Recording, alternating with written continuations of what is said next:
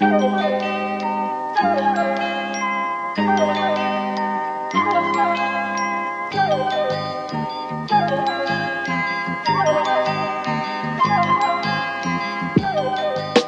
everybody. Welcome to TF Music Commentary Celebrity Gossip. We're talking about who's up, who's down, who's on, who's fallen off.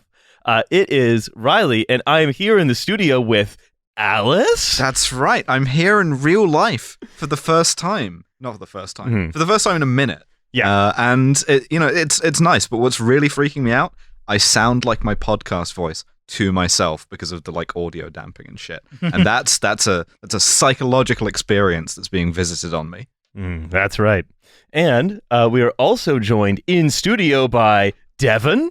Devon in the studio? Can you imagine such a thing? I literally cannot. And then joining us from sunny Glasgow, it's Hussein. Get out of my room! Not quite sunny. Yeah, I'm hanging out in Alice's room. I'm messing around with her stuff, but in such a way where I'm still keeping it as it is, but just sort of switching things around. You're moving all my patches around. Yeah, it's just really annoying. Putting things in different boxes. Finishing up all the open cans of Monster Energy. All of the watches have been taken from alphabetical order and are now ordered by size. They're all set a minute too fast or too slow. Yeah. Oh, but you don't know which ones are which, so you have nothing to set them by. Yeah, I'm going to have to go through and synchronize all of those. I'm in still gloomy central London where I am stuck at work. Yeah, that's right. I'm so sorry. Yeah, but we have a show for you today with all of us mixed up in new locations. It's like that one Thursday in NBC where they had the hurricane that affected the Friends, Raymond, the King of Queens, and so on. You all, American listeners, will remember that Thursday with the hurricane. It's like that, but it's only Hurricane Thursday. Yeah, it's only affected one show, and it's only mixed around our locations, really. Yeah, Hurricane Wednesday. Yeah, so that's it. And it's a Wednesday. It's a Wednesday. Well, that's another thing it mixed around. Yeah, that's right. It changed the recording day. So we've got a bunch of stuff to talk about today. We've got a nice little startup. We also have the creeping horror of the ongoing march of transphobia in the UK. Oh, is that still happening? That is, yeah. Shit. Hurricane Wednesday didn't get that one. Yeah, that's what they're calling it, Hurricane Wednesday. And then we got a little bit of a reading if we have time. But first, I just want to extend a hearty congratulations to Prince Abdulaziz of Saudi Arabia, the Minister for Sport, who went on 60 Minutes and then just said, when responding to a question about how come you have executed so many people, said, well, what I'm trying to say about that is let's look at the good side of this. And you're just pinpointing certain topics that if we had the mass shooting a couple weeks ago in the U.S. Does that mean that we don't host the World Cup in the U.S.? No, we should get people together. He nailed that interview. I'll be honest. He absolutely did. Yeah. He came out of it looking so good. Yeah, the best thing is he said all of this and then he smiled in a way that I would describe as frightening. Mm-hmm. And he held that smile looking straight at the interviewer for a good 10 or 20. Yeah, the entire way through the interview asking a question about the mass killing last year, it cuts to this guy and he's just staring at with he looks like the Khaleesi meme, where she's just yeah, smug, exactly like that. Yeah, smug.jpg. It's great. I would really like if moms who respond to the news and stuff would start using his the face of the Saudi sports minister as their snarky meme response. Yeah, you should have done the Pelosi clap, the little sarcastic clap. Oh yeah. Yeah, it's sassy. But the thing, you're never no one will ever really challenge these people because they have so many of the money taps that they can just go on 60 Minutes and be like, look, we had a mass execution, but also it was good TV, basically, and you can't really push back on it that hard. We gotta look at the upsides of that mass execution. For one thing, there were less dissidents. Can't think of anything else. It was a team building activity for the executioners. Yeah, right. They're bonded as a team now because you need a lot of people to do a mass execution, and they all work together very well. The main thing is, right, Saudi Arabia, they want to be a tourist destination. They want to get not just investment, but they want to get people moving there, working there, living in, New Murabba or Neom or whatever. And so that means that they can't do their traditional thing, which is to go, this is an internal matter, fuck you for asking. Who else wants to get bone sawed? They can't do that anymore. So now they're just left with It's good because it demonstrates that we have a positive can-do mental attitude. They have to like revert to HR speak, right? And that HR, and so all the answers are just going to be about like wellness and everything. Yeah. Yeah, it's great. Even like 2-3 years ago, that reporter would have been moonwalking out of there, but they just got to let it lie. It's perfect. Yeah. So the internal contradictions that just seem to be coming to the surface, let's say, as Saudi Arabia tries to wean itself off of its particular brand of authoritarianism, and oil prices that will stay high forever continue to trip up Western journalists. Not just wean itself off of that, but wean itself onto zero interest rate, sort of like San Francisco tech guy stuff, which is great because that stuff doesn't even work in San Francisco anymore. Yeah, and that's also still going. That's true. So the other thing, of course, before there's a link there, which is, do you remember that one tech? San Francisco real estate heiress who was like, we should do some public hangings in San Francisco, and everyone got very mad at her on Twitter. You know what? Saudi Arabia. Yeah. The answer's right Nowadays, there. You can't even call for public hangings. People get mad at you. That's the thing. Is Neom is for her. Yes. Yeah. We keep asking, who's going to live in Neom? Who's going to live in Neom? Who's going to go set up a company in New Maraba? And it's absolutely all of the people in San Francisco who are like, I wish there was a monarch who would execute drug dealers with a sword. And it's like, there is one. Yeah, He's building a tech city. You're free to move to it. That's right. You found the constituency. We've done it, boys. You can just go there. They would love if you did. We have to now bill the Saudi government for consulting services to the tune of a lot because we've solved their single biggest problem. We have created the most annoying city of all time. Oh God! I have one more little thing before we move on to the startup and then the main topics, which is apparently Britain has a Kaiju problem. That's right. According to Labour leader Keir Starmer, who said, over the last decade, we've become a country where thugs, gangs, and monsters mock our justice system and make decent people's lives a misery. Yeah, he was really saying, Britain has a problem. It has a problem with monsters, ghouls, zombies with no consciences. Yeah, Great Britain is presently completely unprepared to deal with a Godzilla attack. That's true. Yeah. We got to hire Mothra for the Met Police. That's true. Or you've got to build you've got to build a Mecha Godzilla, but the problem is Britain doesn't have the capability of doing Godzilla? Yeah, Godzilla. Look, how are you going to pay for it? Unless, of course, you get G4S to build a Mecha Godzilla and it's just a toy. Yeah, it'll just be like the whole, it'll just be like the COVID thing, right? You get your mate down the pub who's like, yeah, I could build a Mecha Godzilla. And then a year down the line, he's like, gone off with the money, and Keir Starmer's going to get tough on crime, right? Which means you're going to see Mechagodzilla clothesline a moped thief. You're going to see Mothra doing community payback, picking up trash by the side of the road. And that's how we're going to solve the monster problem. Nobody has an answer for what to do about the kaijus except us. For years we've been talking about building an EVA. That's true. Where is the fucking EVA? We could easily deal with this if we turn the House of Parliament. I actually have another proposal, because bearing in mind that in that Jay-Z verse, he does refer to the Loch Ness Monster, right? He does, that's true. And so one thing that Keir Starmer could do is make a deal with the Loch Ness Monster to Britain's Kaiju. Yeah, well, to also be like, we're getting rid of the Met Police and replacing it with the Loch Ness Monster. I mean, this is why you have to crush Scottish independence now, right? Because you're going to lose access to the Loch Ness Monster. Lose access to Britain's strategic cryptid. We cannot allow a kaiju gap between us and Scotland. I think we should do a strategic cryptid reserve t-shirt or patch or something. You think we should do a new t-shirt every episode? Yeah, every episode I will come up with a bit and be like, yeah, that's the t-shirt. That's the t-shirt. But one thing to say about like the sort of Labour sort of ongoing pivot to the tough on crime that's happened at the same time as they made what can only be described as a pretty racist dog whistle attack, suggesting that Rishi Sunak is sort of a friend to pedos at a time when suggesting he let a lot of he let a lot of child abusers go free at a time when a T-shirt that's just a large print of the Labour ad. Yeah, a T-shirt with the patch that goes like friend of pedos. I'm not saying that it's a good T-shirt. I don't think we should sell that. No, to be honest, I don't think so. I don't think we should make or sell. You could sell it to very brave people. I'll be shaking my head the entire time I'm wearing it, so that everyone knows. Yeah. But we will not make this. We will not cause these to be made.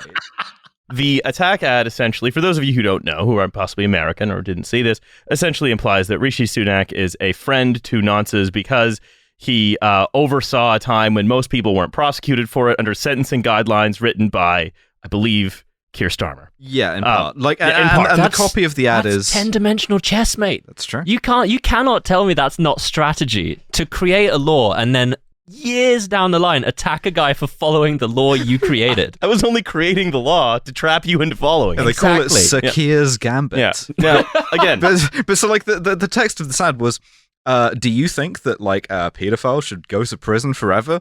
Rishi Sunak doesn't. And I really applaud the way that, we talked before about how politics now is just like two guys daring each other to drink from a puddle. Mm-hmm. Well, Keir Starmer has now escalated this by going, only a pedophile would not drink from this delicious puddle. That's right. This goes back to, I think fundamentally, this is your theory, Hussein. The drink from the puddle theory of British electoral politics has been proven correct again, which is that, and the way to understand this, I think, is right. The whole refrain from 2015 to 19 was that this was university student politics, that there would need to be adults in the room. And now that the adults are in the room, the sort of the Labour right, we seem to be at primary school recess schoolyard politics of your opponents, of basically saying criticizing your opponents for loving gay people too much, suggesting that they're pedos and daring them to drink from the puddle. It's also like the more insidious element to this, and like, it sort of feeds onto like some of the other things that we're talking about, is this, in part, it's this thing that we've been talking about for a long time about the fact that like no one who now has like a shot of government really has like, or really doesn't really wants to kind of address any of the like systemic or structural issues that are causing decline. So as a result, they're sort of just like avoiding talking about it entirely because they can't really like even defend, or sort of like, the strategy for a long time was really just like pretending that it doesn't exist because most people like can kind of pass by.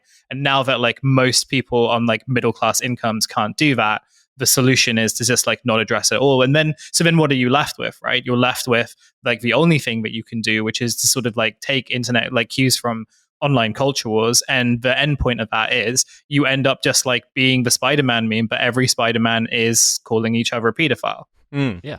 That's politics now, baby. It goes back to, again, like, normal people find this extremely strange, irritating, and alienating, which is one of the purposes that columnists serve, which is to take these very sort of strange non-positions and try to make them palatable and comprehensible and even feel important to people for whom they are, less than nothing, who would otherwise find them fucking bizarre. Sure, it's like centrist radicalization. Yeah. But like the thing that with this is that Keir got some pushback, both from within his own party, but within the ranks of columnists too. And it was so galling to see all of the people who, not that long ago, again, the crime of remembering things, not that long ago were like, the thing about Jeremy Corbyn, right, is that he loves to kiss Hamas on the mouth.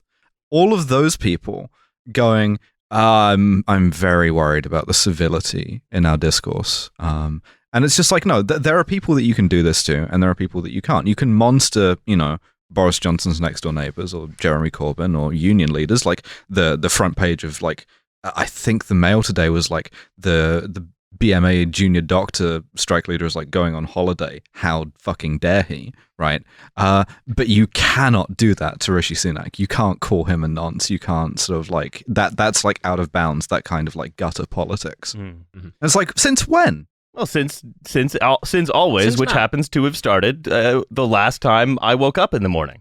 Oh, that, yes. When the world rebuilds itself anew. Of course. Yeah, But it is also just like a recognition that like, well, because like Labour like recognize, or I don't know, it's not even recognizing, but it's just kind of, they've now been willing to just kind of do like after like kind of positing themselves as being like the adults in the room, bringing civility back into politics, like respecting like the office, just kind of being like, no, fuck that, we're just going to call everyone we don't like nonces.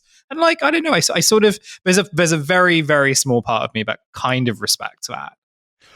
This is another joke that we made a long time. I'm just remembering. I did that at the same time. Yeah, it is, because we made that exact same joke, both when Starmer was like first elected and under Corbyn. I think we made the joke that Corbyn should have gone in to PMQs and been like, I've brought a new nonce detector of my own invention, and it's going beep, beep, beep, beep, beep. But it's also just like recognizing that, like, if it is this calculation, then they sort of recognize that, this is how you do politics now, right? And like, you can sort of trace like the fault of like whoever's fault that is, you can sort of trace that back to whatever.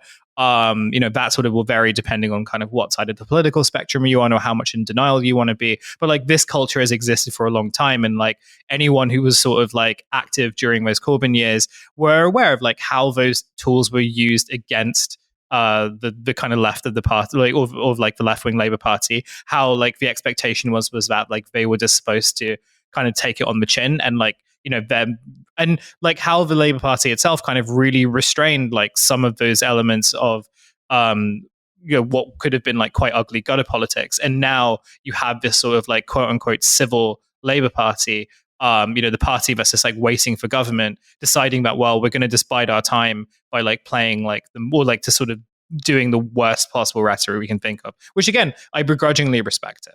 Yeah, of course. If ultimately you have to be brave enough to drink from the puddle. Now, I would like to go on to a little startup. I'm not going to give you the name of it because it gives away the game.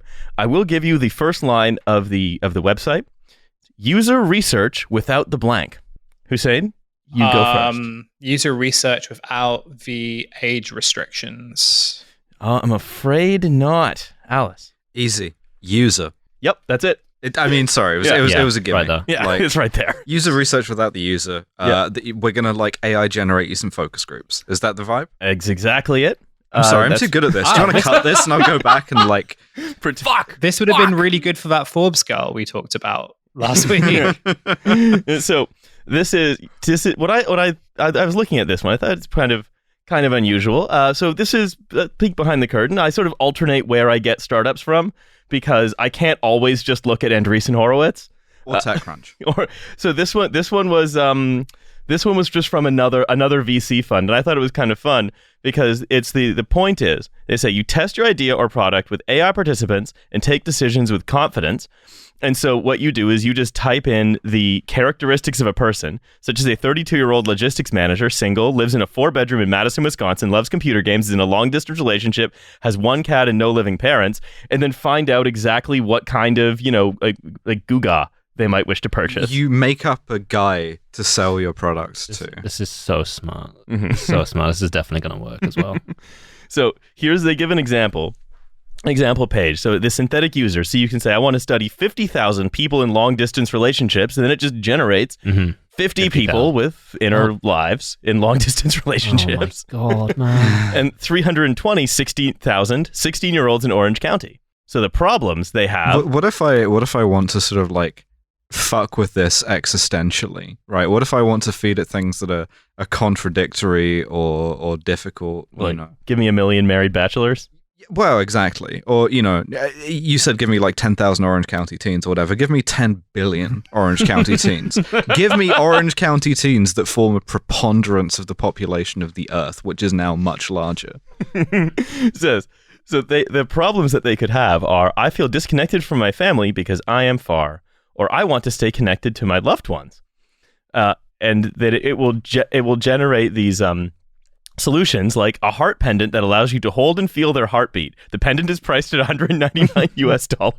I mean, I think there are potentially applications for this in the realm of, this is the car that a Tokugawa era samurai would have liked to have driven had he known what a car was. Mm-hmm. Yeah, we could, if we generated like historical types of guy in it. Sorry, does it suggest products? Yeah. Oh. Ooh. Okay, yeah, I do want to know what kind of products a samurai would like. Nicer sword, probably. I mean, you run into a sort of a problem here, which is you suggest a guy before about 1990, and it's just like a racism machine. I would like a machine He wants to a do racism. gollywog. Yeah. Like that pub. It's all wokeness now. So basically, the website suggests like products that they're feeding into this thing. The thing doesn't suggest you the product. Oh, right. But then what it does is it says, again, in natural language, it says back to you, one potential improvement could be adding a small speaker or vibration feature to the pendant. Which would be... Okay. Uh-huh.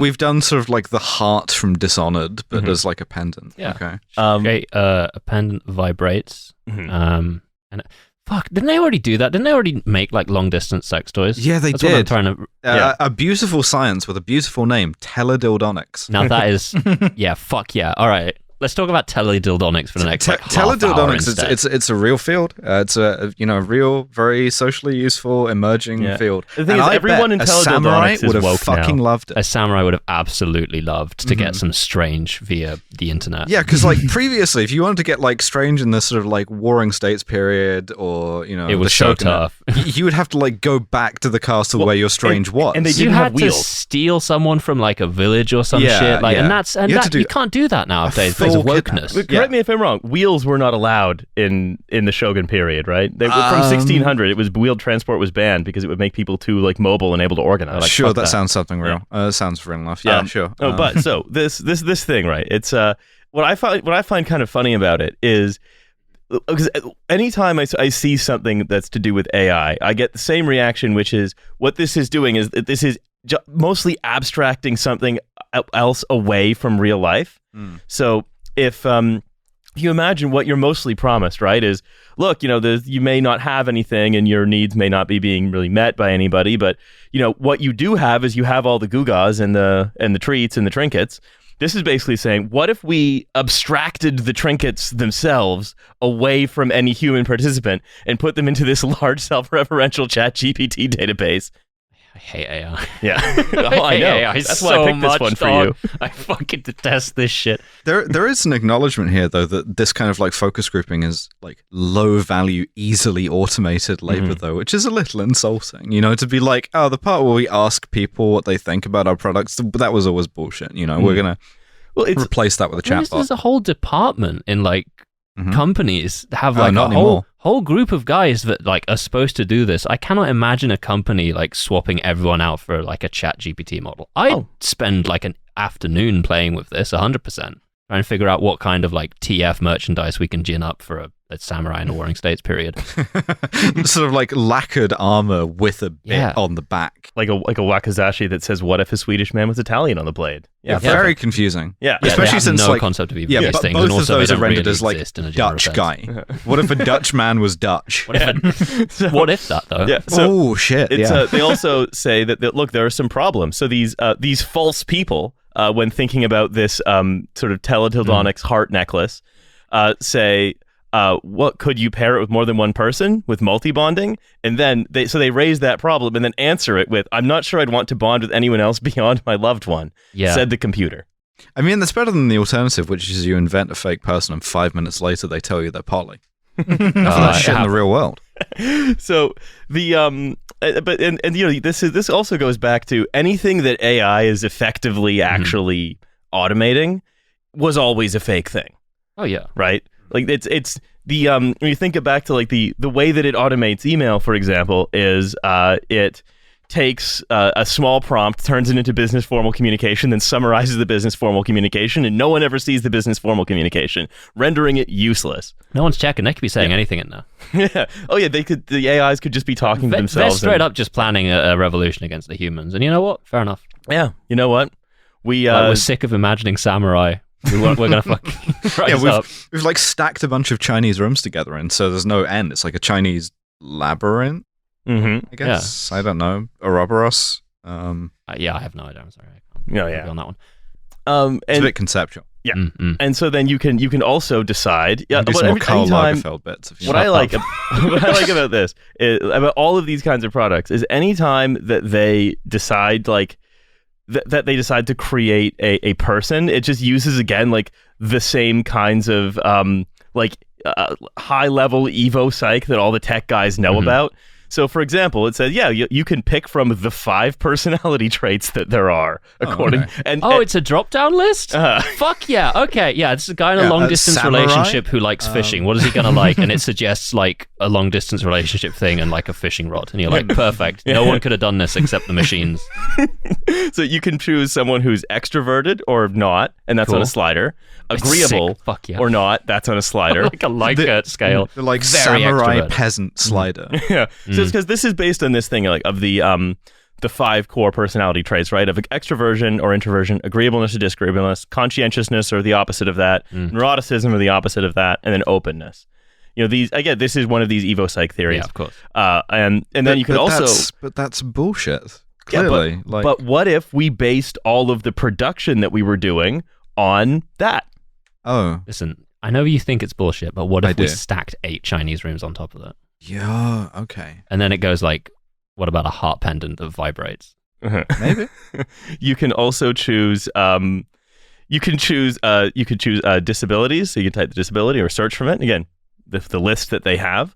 Hold on. I desperately need to. Yeah, I need to peruse the list of disabilities that they have. I'm afraid this is a set. This is just a picture. I haven't signed up to synthetic users. However, points to them. Gender is on a slider. Hey, I mean, that's fine. Yeah. You know what? Fine. However, it isn't a slider between male and female. Fine, that's fine. Whatever. Who am I? It's not a slider between peasant and samurai. I'm trying to upload an image of a genderbread man to this fucking website. Like, please. So you can, but it is to me very amusing to think about. Like, again, this is ultimately about economic planning, right? This is about what do we think needs to be made, and just taking some junk science about the 5 major personality traits, and as you say, stacking 8 Chinese rooms on top of it, and then being like, whoa, we're making a heart pendant you can put in your asshole. Like, fundamentally irrational economic planning to be like, yeah, okay, I want to sell product, but what products does a 1920s strongman want? Is it so irrational to want to sell a heart pendant that you can put in your asshole? No, but I think you should give it a flared base. You go to killjamesbond.com/store right now and you'll find we are currently emailing manufacturers in around the Bohai economic rim. We're gonna make it happen, folks. Anyway, I thought this was an amusing really one. Good. They call it products creating products. Oh, that sucks. That makes me feel some existential feelings. It says, we differentiate ourselves by offering our customers real-time synthetic organic parity seamlessly integrated into their idea and product development. And synthetic users, our product is to create your product. Fuck off. Yeah, that's fun. That's the job of like a whole company. That's not the job of like an AI tool. Also, we know that AI kind of gives you confident, reasonable-ish answers that kind of tend to the lowest common denominator, right? So, like, how much useful data are you going to get out of this? If you say, like, give me a 37-year-old woman with 2 children and, like, 1 hip replaced, right? And tell me what car she wants to buy. She's going to go, well, 1998 AU Falcon. Oh, fucking that's it. Chicks rock. What she's puts it out 100% of anyone you put in are like, oh, they would love a 1998. That's true. Turns that's out there's true. just Made a guy in there who's Australians. trying to sell one of those. Yeah, dank that's me. But like, no, she's gonna say I should have 4 wheels, 4 doors, a steering wheel that doesn't come off in your hands. And it's a good idea. Yeah.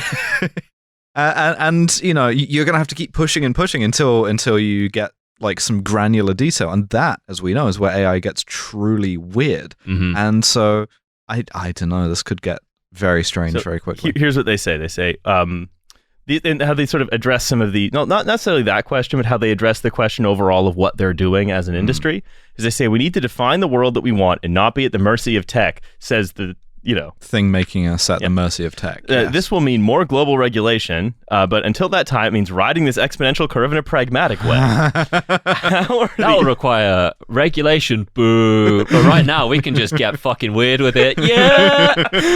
Products that make my life easier, more productive, and efficient, but also happier. Bro, he can grind on anything, even the experimental curve of pragmatic realism. The market will naturally emphasize productivity, so we should emphasize happiness in the way we use synthetic users users to accelerate product development will make a difference in that balance.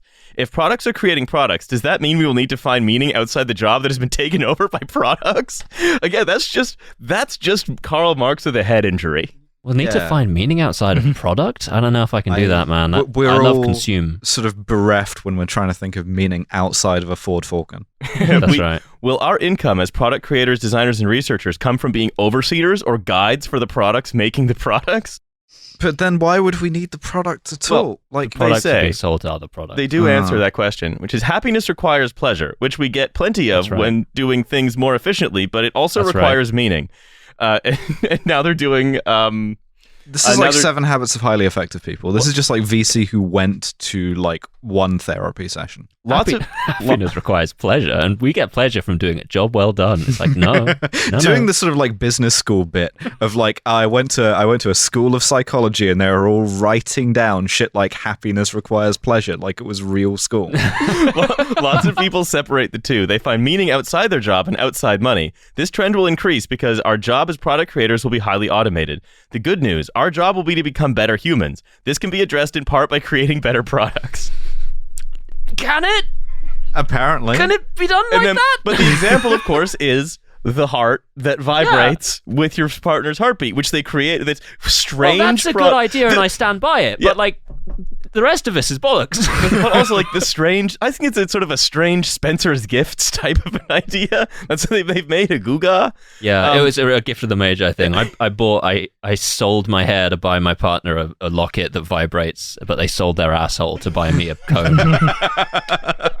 So in this world, synthetic users will not only be our replicas, they will also be our mirrors. So that's right, products creating products. And hey, that will leave you to become a better human, which will enable you to consume products better. I love it. It's just like, I mean, also, like, if the precedence is like, well, if one of the things they're asking is like, you know, will the future sort of be overseeing these products, making products? Like, you'll be spending a lot of time with the product, making the product, and so the implication would kind of be that actually you would become less of a human because you're spending more time working in the same way that a product does. Yeah, well, you see, you have to, just like working in an assembly line makes a human more like a robotic arm. Like, that's the point of an assembly line, is to make a human into like more like a tool. Is these AI tools make a human more just like an API, basically. And so you are becoming less human by working with them. Products make products, and we're just like over here checking it. It's like a hegemonizing swarm, but just for making like lockets. It's like, what are we doing here? It's converting the entire universe into paper clips, and we're laughing. We're just sitting here. The grey goo apocalypse, but purely for stuff that you put up your asshole. Yeah, that's right. For the first couple of weeks, I mean, that could be all right. Yeah. I'm working. There's going to be myself. a real like notable like shift when it stops being good. You're like, oh. And we call that sort of that paradigm shift the gape. We certainly do. So I think it's it's time for all of us to work on being better people by doing some like serious like training as to the amount of stuff we can fit up our assholes. And I think that's really going to like center us psychologically, and that's going to that's the way of the future. This thought brought to you officially by the company Synthetic Users. Check them out. That's right. That is a statement of their views. That's right, yeah. Yeah, they are associated with this. Every time we have a conversation, Riley, I become like 4 to 5 degrees more of a Luddite. I'm just like, we must destroy the machines. We have to do it now. That's right. You become, oh God, is it? Devon will not be appearing on the rest of his podcast because they're destroying the equipment. It's time for right there, baby. I could see it. The mixer said that we could make a little locket. I'll be honest. I'm looking at that mixer right now. I do not want it to try and fit inside me. It's quite capacious. It's also very hard edges. Rectangular. Yeah. Also, that's not a mixer. That's a Dante array. I don't know what that is. So, moving on to our core topic. Professional podcaster, by the way. That's right. So, this is, if you all remember, there was a trans Day of Visibility a couple weeks ago, to which the Labour Party said, "We see you, we hear you, we will fight for you." And then thanks you so much, Keir Starmer. Now take a big sip of water. We believe at the Labour Party that trans people are as entitled as anyone else to take a sip of the puddle. And then on what I've been referring to as Boxing Day of trans visibility, the Labour Party then essentially turned to trans people and said, "Now, drop dead." That's enough of that. Yeah, we have to like protect women's puddles. Yeah, that's look, the male-bodied people are drinking from the puddles at a much greater rate. Imagine you go to drink from a puddle and there is a male-bodied individual in there. Reprehensible. Yeah, they all talk horrific. Like cops. I don't know why. Well, you know that one of them, one of the big like turf groups, We're Fair Cop, is like ex-cops, right? Oh, right. Well, I mean, it's because of the breakdown of the whole concept of gender. The more they talk about it, the more they're realizing it doesn't make sense. So they have to add additional words every time. It's like the fucking Graham Linehan like describe a chair, including everything that is a chair and excluding everything that isn't. And he goes 4 legs that someone can sit on, and someone shows him a picture of a horse. It's just he has to get more and more precise about what they mean when they mean woman, because it's a social construct. So it's a social construct, guys. So essentially, what we're getting into here essentially is really less talking about the Labour Party. It's just this is an interesting way in, and more about how you can see them again walking very happily into a trap, and then the national press will scratch their heads and wonder, wow, how did Labour end up walking into this trap again by finding itself pillory, by saying, by making basically the worst statement you could possibly make, which is 99.9% of women do not have a penis, which kind of pisses off trans women and transphobes. Sure, but like also, I think most of all, at least 3. Yeah, there aren't very many. Only good answer. There aren't very many trans women. There aren't that many transphobes either. There is a huge swath of the population who are going to be expected to go out and vote for Keir Starmer. However you want to categorize that: Stevenage woman, conservative voters, whatever. Samurai from the top of the way around. Yeah, got this locket. That like have real problems and find it insane that Keir Starmer is saying, actually, I have some opinions about the number of women that have penises. I'm going to bring this up unprompted. Well, it was prompted because, in fact, it's prompted because I think this is worth going into. One of the fundamental dynamics of British politics, one of the reasons that transphobia is so popular, is that the way that issues get created, and whether this is small boats, whether this is woke in schools, whatever, is a tripartite system of, call it discursive power, which is held between the Tufton Street think tanks, the Tory party, and then friendly journalists, where what will happen is a Tufton Street think tank, in this case the Policy Exchange, will write a paper. That paper will say, I cannot believe that schools have not been safeguarding pupils by disclosing facts about their gender or sexuality to their parents. And then that will be raised in Parliament by a Tory or a friendly Labour MP. Meter increasing. Rosie Duffield, in this case, wrote the foreword to this report called Asleep at the Wheel. Oh, and then what will happen? And then there will be increasing demands put forward in the press that Starmer or whoever is in charge of the Labour Party answer to these particular claims. And then what happens is you actually see that the process of politics is that ideas are circulated and promulgated in this 3-way conversation. And then the only way, and then if you are going to do politics the way Starmer's chosen to do it, you have to then fight to be included in that 3-way conversation. And you're always just responding to it. And that's why he always seems to be on the back foot about this, even if he himself doesn't particularly care. I have no idea if he's going against his principles or not. For all I know, he's not. He just believes what he's saying. But the dynamics, it doesn't matter if he believes what he's saying or not. The dynamic of it is very, very clear to see. And it's one, and the dynamic is one that he buys into wholeheartedly. He and his friends fought tooth and nail to buy into that dynamic of always being on the back foot. I hate these motherfuckers so much, dude. I hate these motherfuckers. It's not it's not great podcasting, but I just hate these cunts. I think so. I think it's cathartic. So the report itself, which I've taken their this policy exchange, thing, where they were report. like, we should just kill all. Which is. And that at actually, least that's honest. Well, this is the thing, right? Is that it's this process of like compromise in heavy air quotes and moderation in heavy air quotes, where the Policy Exchange or whatever fucking like freak globule swamp think tank motherfucker is going to like emerge from the depths and be like, I have some opinions about what we should do with the trans people. And then Big Keir goes, right, okay. What are they, mate? I'm going to be very, very sensible about this, and I'm going to adopt a sensible, evidence-based set of policies, taking some of the more reasoned sort of like supported arguments from this, and then the arguments are, I should just fucking kill him, mate. Yeah, it's like how do you present a reasonable face to that? And they're giving it a fair shot, but like the idea that there are people who consider themselves to be like serious and have very high-paying jobs in Tufton Street are going like, why won't Keir Starmer comment on the average number of penises that a woman has? And it's like, at least 3. It's that's right. At least 3, folks. So the report starts, right? And this is the report, and this is actually one of the reasons, by the way, that we're talking to you today, Dev, is your background as a teacher. That's right. And I could tell you, that's not what fucking safeguarding is. That's my statement. So what the report, this is the Rosie Duffield authored preface. I've taken a paragraph from it. It says, children deserve to be children. Again, so that means we are going to prevent you from ever.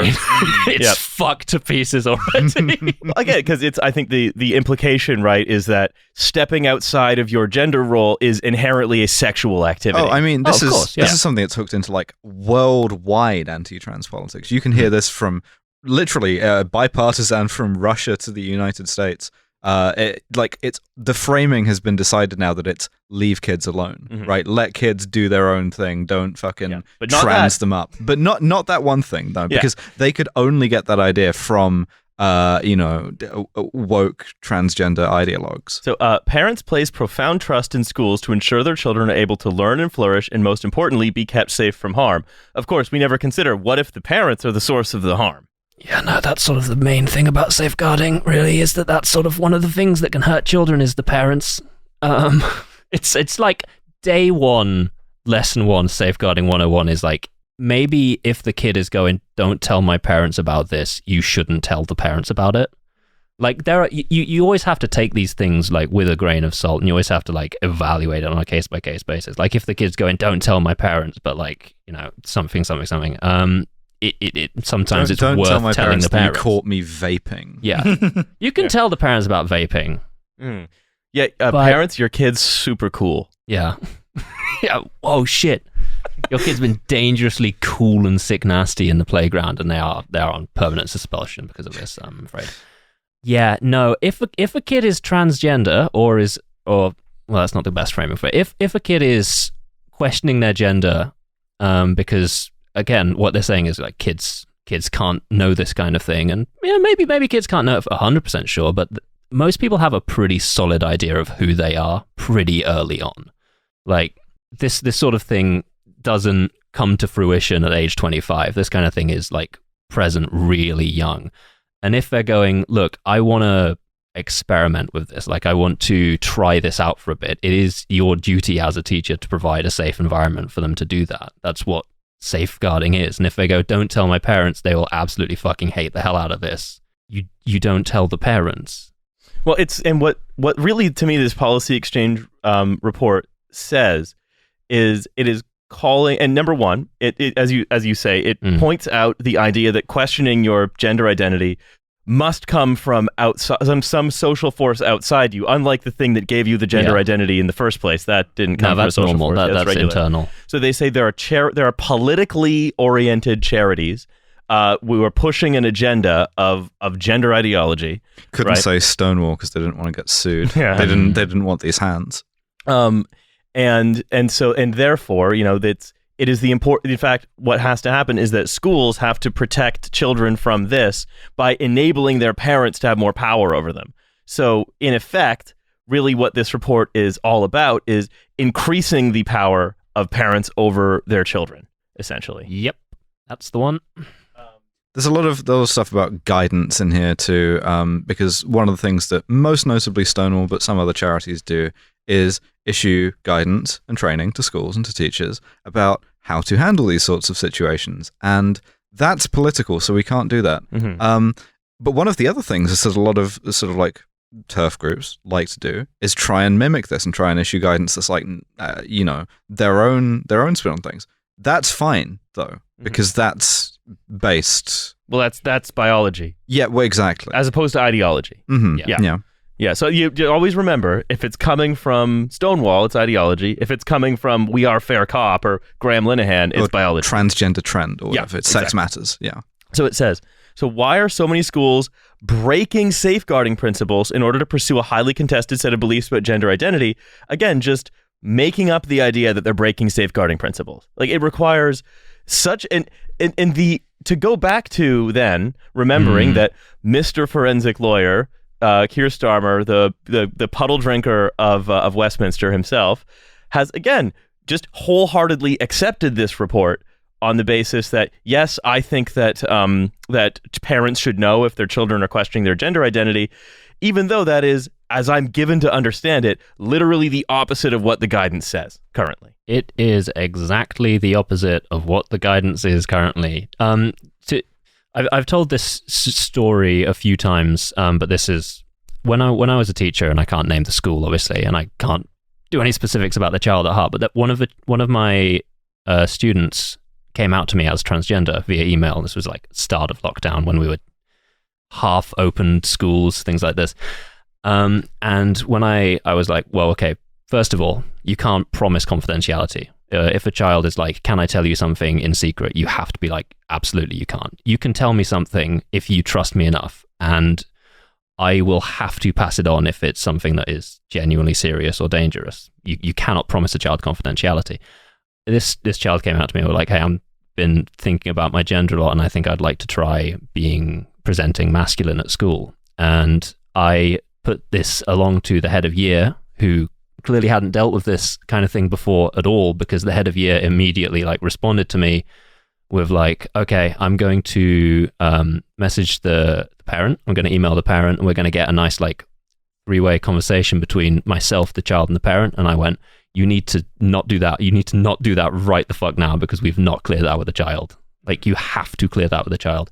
And what ended up happening instead is that we had a three-way conversation between me, the child, and the head of year, and we hashed out the provisions this child wanted. All that they wanted at this time, this was several years ago, so I'm using they, them for them because they hadn't changed pronouns at that time, but all that they wanted was just to not have to use female toilets. And that's it. That was like step one of the gender menace, was this child being like, hey, I just want to get like a radar key so I can use the disabled toilets instead of the girls' ones. And that's it. That's all that it is. You just have to ask the child what they want, and then put in the provisions that you can reasonably allow this child to express themselves in the way they want to. That's it. That would involve believing that a child has agency, and that that's a child safeguarding a child, and that they have consciousness. I forgot about that. Thing, that kind of small thing. Zombies don't have it, but children apparently do. But I like this whole kind of reading all this stuff. This country hates children, man. It really, really does. Detests and I children. feel like all the sort of trans, especially kind of in schools, and I sort of think about school friends of mine, acquaintances of mine who just had the worst time. And I didn't think we had any trans people, but we had 5 or 6 people who are now kind of open and are in very loving relationships and everything, and seem a lot happier, but were just really, really miserable in school and weren't really able to sort of articulate that. And coming from an environment where if anything happened, this school would absolutely go and tell your parents. And at that time, it was just something that we sort of accepted, right? That we didn't really kind of think about. And obviously now where these types of conversations have changed, and for the good, and it's good that you kind of have students in Devon, your story, it's really good that you have a student who's willing and able to trust a teacher enough to be able to tell them something like that, because I'm sure as shit know that when I was a student, and when I imagine many of us were students, we would not do that. And it just literally unthinkable, right? And so you've kind of got you've sort of had certain years where things have kind of gotten slightly better for a generation, bearing in mind that are kind of going to have the worst material lives of any other generation in the future, right? We'll let you have the gender that you want, but we'll get you with the climate. Oh, you're done in with the climate. You really can't have the gender you want. We're mostly going to not let you have that. We'll get you with the climate and with the sort of horde of ever-expanding vibrating heart necklaces. And it's just every time I think, and I think I've said this on other podcasts as well, but it's just it's just remarkable how for all these conversations about safeguarding and wanting to just kind of protect children and protect children from groomers and all that stuff. But the children are really kind of not involved in any of these sort of anxieties, these types of like, outward pushes towards like eradicating trans people, like the children, and I think that's like probably like quite an important thing to bear that, but like really in this kind of conversation, children are at best kind of like on the edges of the periphery. The one sort of agency that we give to children is committing antisocial behavior and then being sort of like exploded with grenade launchers. That's right. In response. I mean, the children are never part of this conversation. Like that's the main thing, is that every single time we talk about like these sort of policies that are about children, or like safeguarding, or things like prevent, which I was in to talk about last time years ago in a past life, but it's never involves the children in this. And I want to just like briefly, like the reason why that child felt safe as talking to me, it's absolutely no coincidence or accident that the child came out to me instead of any of their other teachers, is because I was at the time like teaching openly non-binary. Like I had MX on the door, I had everything, I was wearing nail varnish, things like this. That doesn't make gender, but like it was visible. And I think that having an environment where a teacher is able to present openly non-binary is something that may well be under threat quite soon, based on how this is going.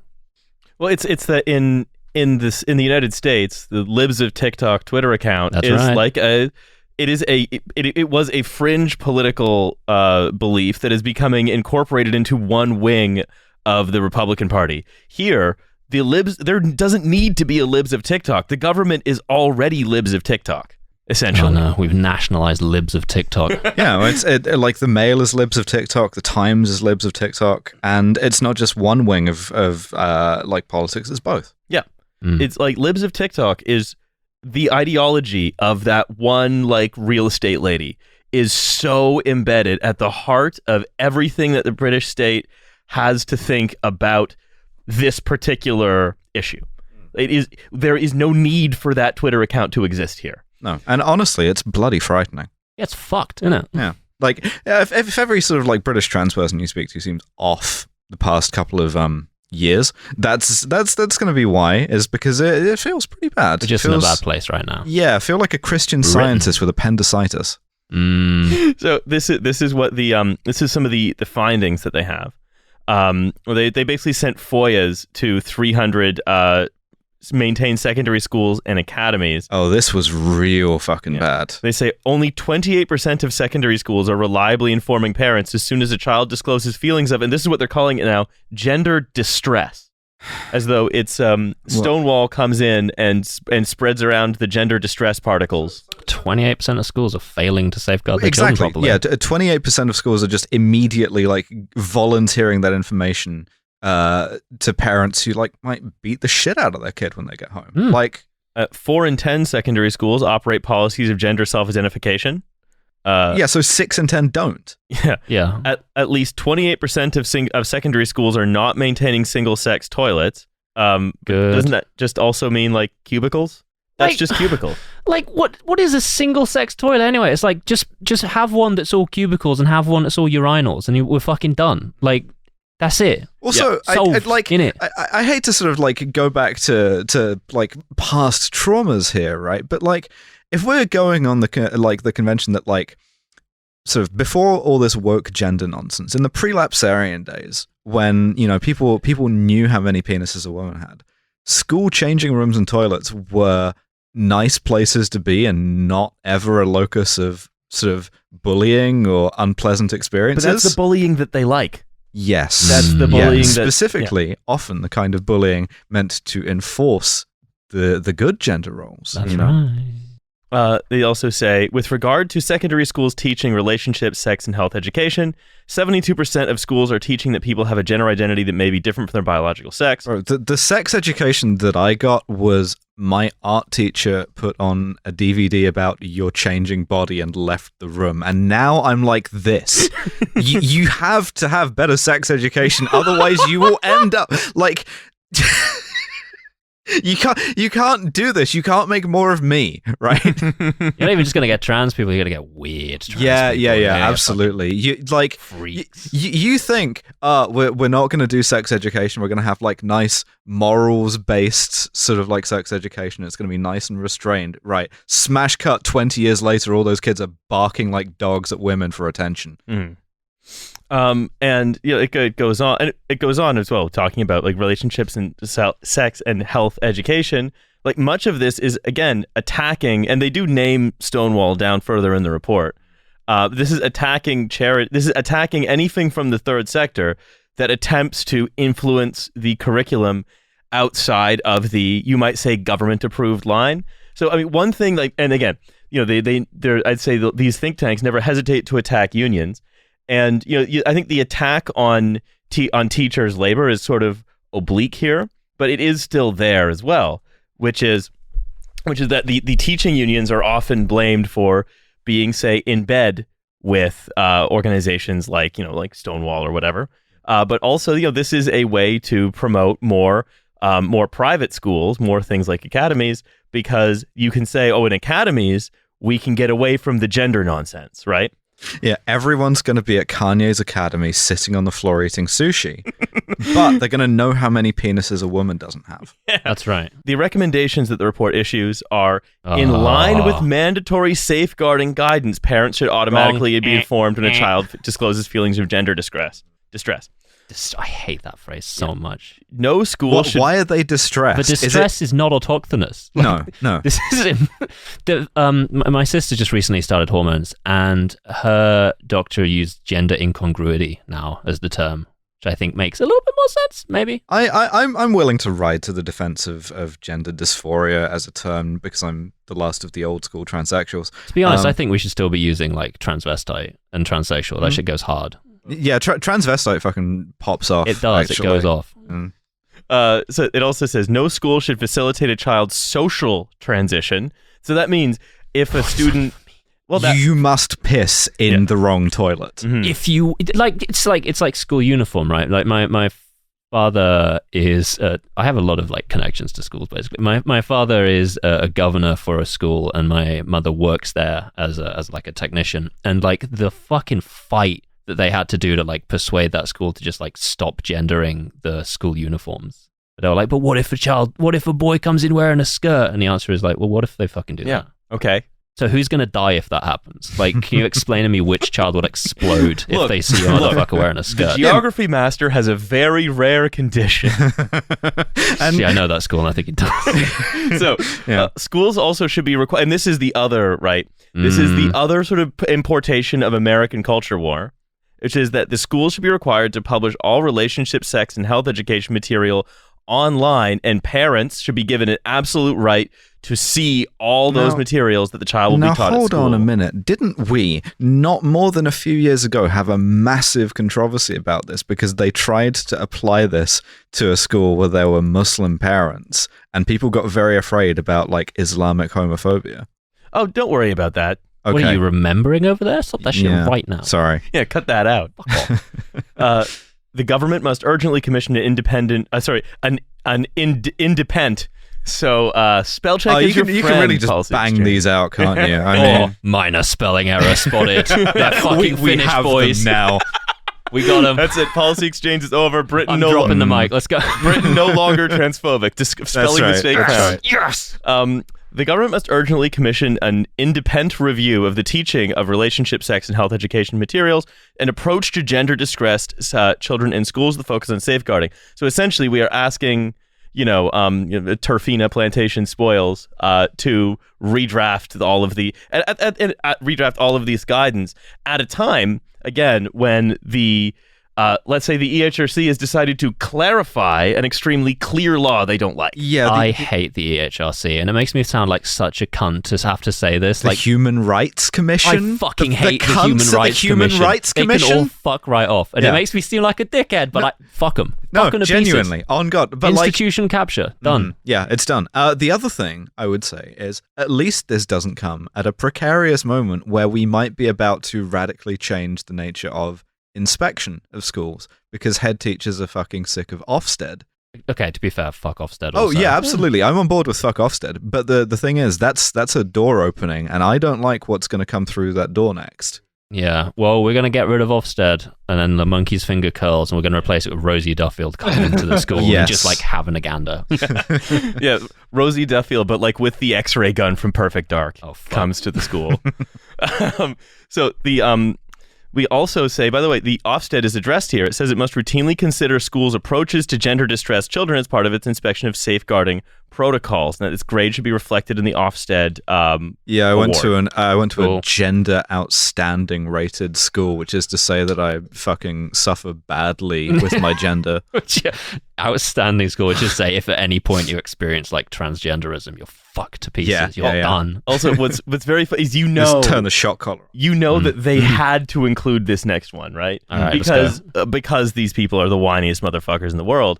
Said the DFE should issue guidance on what is not appropriate for schools to be teaching children at different stages of a child's education. Gender stereotypes must be effectively challenged without conflating beliefs about gender identity with sex. Discussion of gender-critical beliefs should always be included. Always. Hell fucking yeah. Always. Also, you have to say we're cool. Yes. Yeah. I'm most interested by the previous half of that sentence, because it's like, oh, we should discuss like gender roles, but also we should be like, no, these are all cool as hell. Yeah. Like male-bodied children like biologically love football. That's it. Done. Yeah, that's it. It's look, boy, they love to work. It's like the new state-approved relationship, sexual health education curriculum is boys equals blue, girls equals pink. Girls. That's it. Girl children, girl-bodied child, they come out the pussy pink. Boy-bodied child, they come out the pussy blue. That's just how it fucking goes. I don't make the rules. I wish I could make the rules, but I don't. No state-funded school should subscribe to and see, this is where we get into like the state funding, right? Should subscribe to diversity schemes offered by external agencies where such organizations are involved in political campaigning. I have a response to that, but I can't say it. It would be beautiful to be a liberal at this moment and be like, oh, if your kid's trans, safest thing to do, just go private. You know, I assume that's easy. Me. Oh, if your kid's trans, just send them to like a private school. That'll be all right. Just for the record, do not do this. It's a normal environment. I think I got lipstick in a on the school. microphone it's trying to make standard that out there. Yeah. Well, the thing We're is, send them to Eton, the most accepting school. Yes. Yeah. What you'll get is a child who does not identify as transgender for a number more years. Very good at cross-dressing, though. Yeah, run out the clock, and you're gonna make a lot of podcasters that way. That's right. Yeah, and we cannot allow that to happen. No, indeed. Anyway, I think that's about all we have. This has been an infuriating hour. I hated this. I came all the way here. I mean, I do want to say, like,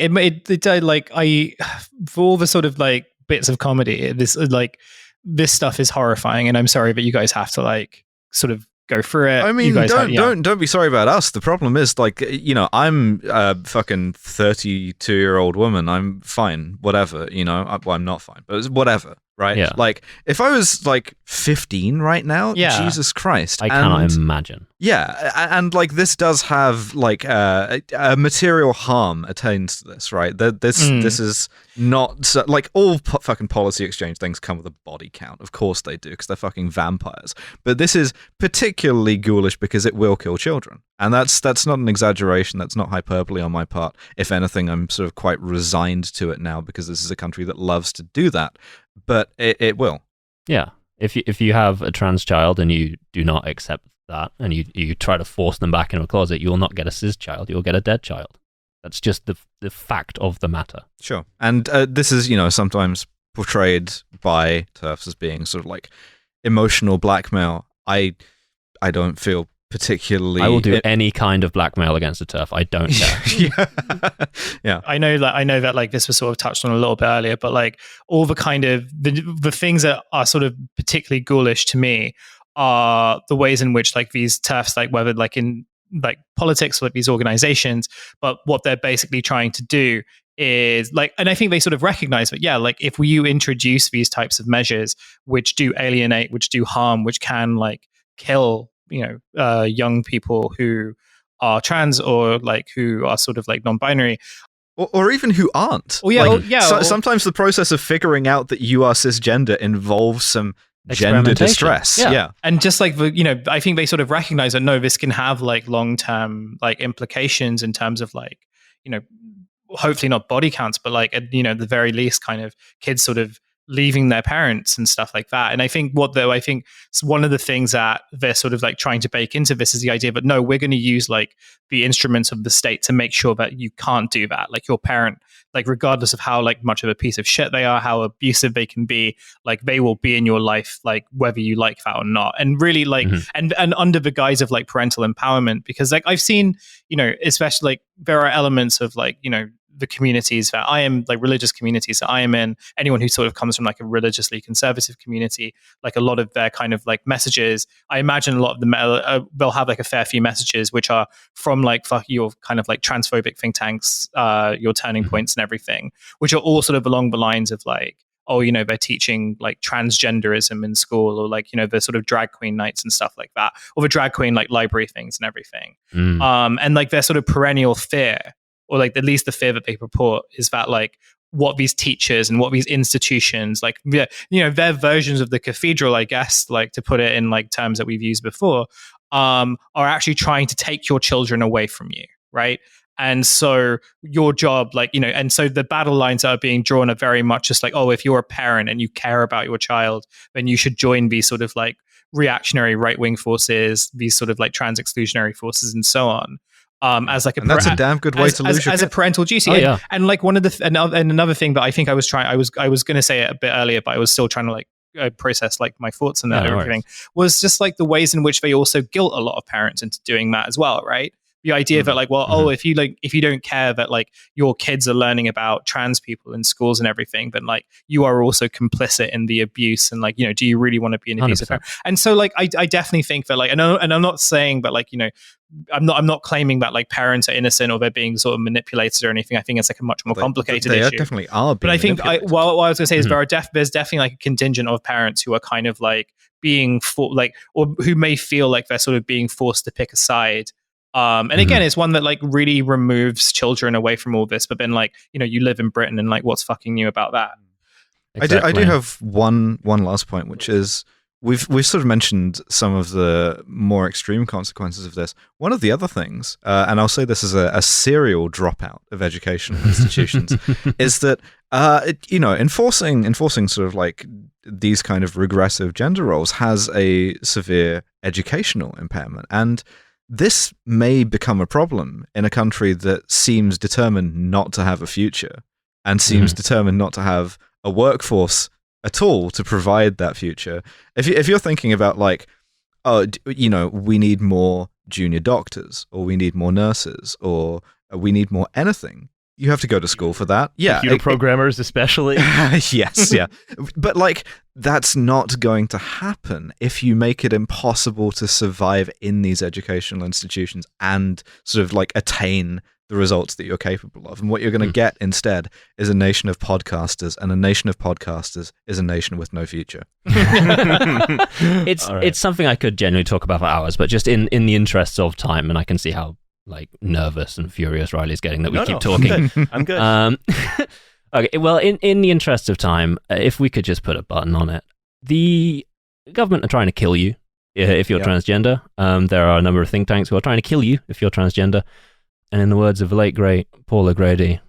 Well, this has been certainly an enlightening hour of podcasting, but not without its fun moments. I want to thank my not off-tier co-host Alice for making the trip down. Oh, my pleasure. And I'd also like to thank my friend, colleague, and frequent collaborator Devon for making the trip across. It's been an absolute treat, apart from the bits that were awful. Yeah. Which was most of it, but like the accoutrements have been quite nice. Excellent. And of course, Hussein for being there on the phone delivering his bon mots. Anyway, this has also been a free episode. There are bonus episodes. There's a Patreon. It's $5 a month. You can get a second episode every week. There are also episodes of Britanology, episodes of The Brain Zone. We'll figure out another thing to call it. Writenology. Yeah, we settled on that. Writenology. Very funny. There is a Twitch stream. Yeah, if you like the three of us, Hussein's not typically on it, but if you like the three in studio people. Yeah. There's a Twitch stream on Mondays and Thursdays from 9 to 11 UK time. Not the Thursday that's after this is being recorded, but it's the Thursday before this will have been released. So okay, well, so that was completely unnecessary to include it. Hey, yeah, I mean, we've got some live shows coming up if you want to go to those last week as well. You want to go to them last week? More importantly, we do have some Trashfuture live shows. Yes, we you do. So 14th of May, we are in Birmingham. 15th of May, we are in Leeds. 16th of May, we are in Manchester. And we are looking at Glasgow due to another confluence of Transphobia and the Trashfuture podcast where we had to change the venue, possibly. We keep on running into it out there in the world.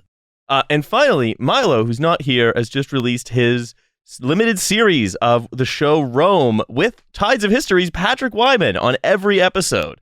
Him, Phoebe, and Patrick have that on Bandcamp, so you can go and get it. There'll be a link in the description of this episode. A lot of plugs today. Yeah. We're plugging. Hey, and if you're in Melbourne, you have to go to Milo's show. Yeah. He needs to do that. He needs it. It's the law. Please. Mm-hmm. Yeah. So tell him I sent you. Yeah. Give him a little kiss. Give him a little. Yeah. Don't explain though. No, you better. Yeah. Tell him I sent him after you give him a little kiss. Yeah. After a while after. Yeah. Yeah.